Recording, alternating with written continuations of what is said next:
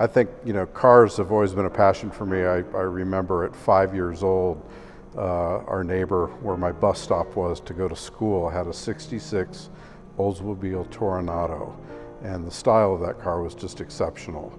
And it sort of started my passion for cars all the way back as far as I can remember to that time.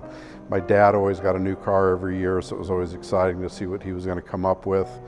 And then I think one day he test drove a Bavaria and ended up getting a Mercedes. But that started me down the path of German cars, especially when my brother bought a 2002.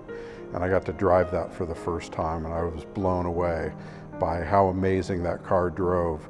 So I knew at some point in my life I'd have a BMW, and eventually I wound up with getting hooked on all kinds of BMWs, but especially the E31.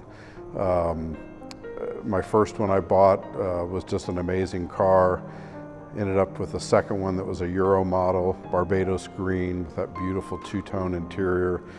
And I went from there to a white CSI, and that was a great car too. But when I found this one, it just sort of nailed it for me. It had everything, an individual car, one of 17.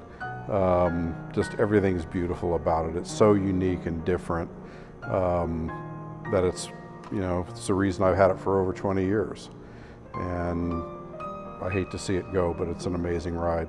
I think the amazing part of being an 850 or 840 or just basically an E31 owner is the camaraderie you have with other owners, and they get you passionate about it.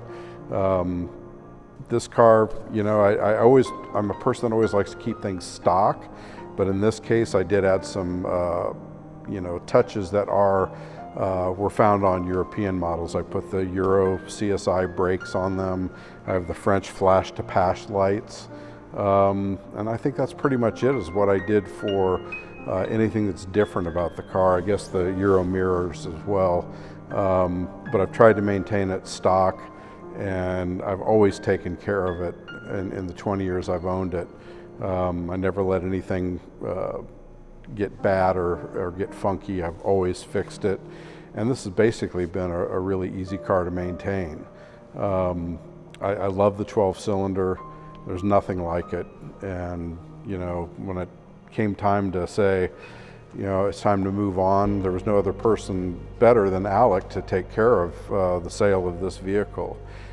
We've spent probably the last 2 years getting it perfect. And right now it looks better than any time I've owned it since the very beginning. Part of the process of getting ready for this car to go on Bring a Trailer, you want to make every detail as perfect as it can be. We repainted the car, everything was removed to get it painted. We did a lot of engine work, stuff that I never really knew was a problem, but I think we've replaced the camshaft, which was a hard thing to find. We actually had to have one made, but it runs like a top. I mean, it's just as perfect as can be, and I hope that the new owner finds no issues with this at all. One of the reasons I found this car, at the time I had a white CSI, and I always like a car with darker interiors, and the CSI was white with the two-tone gray and white interior. It had this open feeling, and when I came across this one, an individual model, again, one of 17, the only US spec Tobago blue car in the country, I just had to have it, and flew all the way from New Mexico to Washington, DC to pick it up. And I remember driving it home. I got pulled over because the plates were expired in Virginia, and the police officer said, "Well, why didn't you ship it?" And I just looked at him. I said, "You would not want to not drive this car cross country to get it home?" And he kind of went, "Yeah, okay. Fortunately, I only had 10 miles to go before I was out of the state." And he said, "I hope you don't get pulled over again, but have a nice trip." Letting it go is really a tough thing. There's been numerous BMWs that I've owned that are very unique, including the Clown Shoe M Coupe, several 850s, and when the Z8 came out, that became my new passion. and I knew I had to have one at some point, and fortunately recently just purchased one on Bring a Trailer. So that's, you know, the reason this one, it's time to go. If I hit the lottery tomorrow, I'd keep it in a heartbeat, because it is such a unique car. Even down to the black center caps for the Throwing Star wheels. Those actually were factory ordered, and we have the silver set as well, so you have that option of putting either one on it. It's just something that makes it unique and different from all of the CSIs. And I remember at certain shows that I've taken with other you know, E31 gatherings, people would look at the interior and say, "Did you have that redone?" And I said, "No, it's stock." And it's just such a unique interior that you know, in Europe they had them a lot, but in the States it's very rare. Again, just a really unique CSI. I hope the new owner is someone that is newly passionate to the E31 community.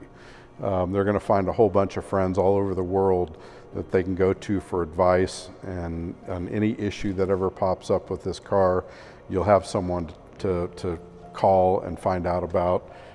So I hope the new owner is someone that's really as passionate and enjoys the car as much as I have, and you know, take it on a long cruise. Don't let it be a garage queen. I pretty much have let it be a garage queen and wished I drove it more. But yeah, I hope the new owner is someone that really loves E31.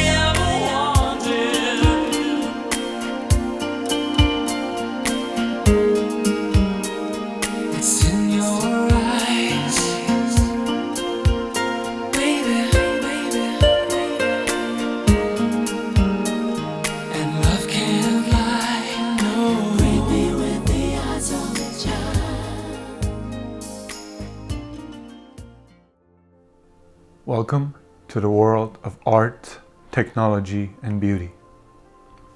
My name is Alec Cartio, and I love the BMW 8 Series.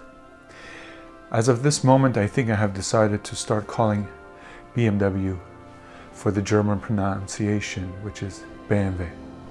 Because growing up in Europe and Iran, we always used to call BMW BMW.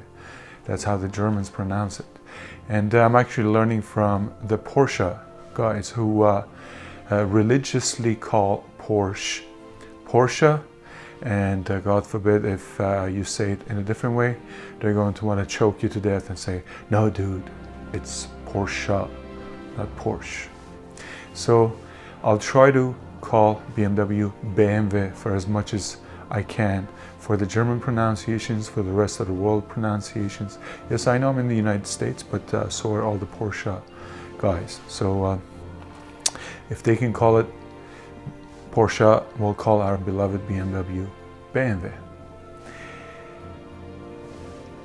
BMW has a rich history of manufacturing going all the way back to the early 1900s.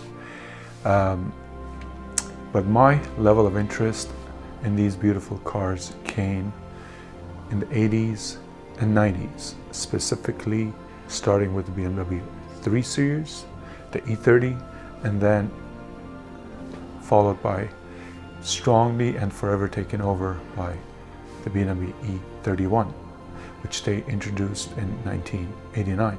I first learned about the BMW 8 Series sometime in the early 90s when I saw it in a magazine clipping. I have done numerous films about that experience. I'm not going to talk about it, but the BMW 8 Series E31, forgive me if I slip, I will call it BMW for as much as I can. The BMW 8 Series was first introduced at the Frankfurt Auto Show in 1989.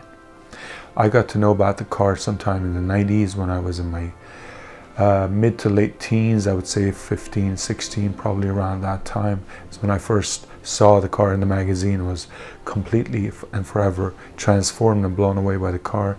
And I followed the car for the rest of my life as much as I could until I was able to afford one later in life. And once I did that, there was no stopping. And the rest is history when it comes to these cars. Today, I'm here to speak about the beautiful US spec CSI number 37 in the sequence of 230 cars. Yes, there are 225, but the last VIN is number 230 because according to the historians and archives, there were 5 crash test cars which added to the sequence numbers and ended up being at 230. But the actual cars for the market are 225. This is number 37, an early car, but what makes it extremely interesting and attractive is the fact that this was a one-of-one individual order, Tobago blue on Tobago blue, with a series of other individual orders on it to make it a one-of-one. As far as I know, there were many Tobago blue cars made for the European, Japanese, and the British markets. However, in the US market, it was a very, very unusual color and it did not come standard, so he had to order it. And the first owner of this car ordered in such: Tobago blue on the outside, Tobago blue on the inside, combined with black. But he also ordered the bird's eye maple wood, which is a slightly lighter and kind of a muddier looking wood rather than the standard darker warm wood which came standard in the other cars. He also ordered with black throwing star insert rims, as well as it came with a phone option and other things that he ordered the car with. It's all in the build shape.